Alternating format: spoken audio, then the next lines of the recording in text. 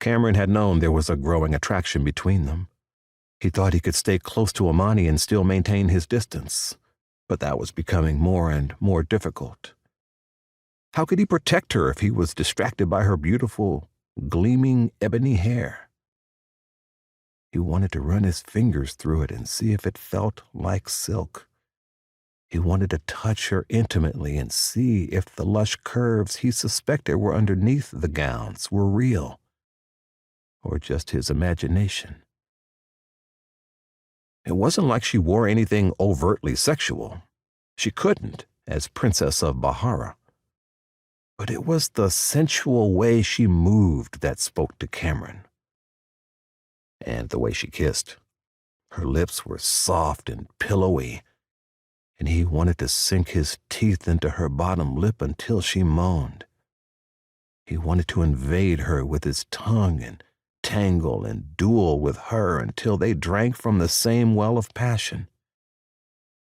His hands had ached to sweep over her ripe curves, to feel her supple softness cushioned against his hardness. Damn. He had been too long without a woman. He hadn't been with one since Monet, his former girlfriend and now sister-in-law. She and Cage had gotten married a few months ago, but Cameron didn't attend. Although he didn't begrudge them their happiness, there was no way he could go there and stand by Cage's side as he married the woman Cameron once thought could be his own Mrs. Mitchell. Had they been meant for each other, as he thought? No. Neither was he pining away for a love lost. Cameron had moved on. He was going to find himself a woman who was meant for him and him alone, who loved him unconditionally with everything that was in her. But that woman couldn't be Amani Naseer.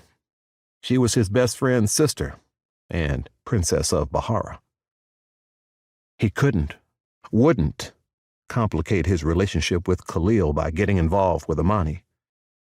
Khalil had given him a job to do: protect his sister. Cameron was a man of honor and loyalty. He couldn't betray Khalil this way. He would have to be careful of his looks and facial expressions so he didn't give Amani any false hope that anything more could develop between them. He was bound by duty to Khalil and duty to himself to do the right thing.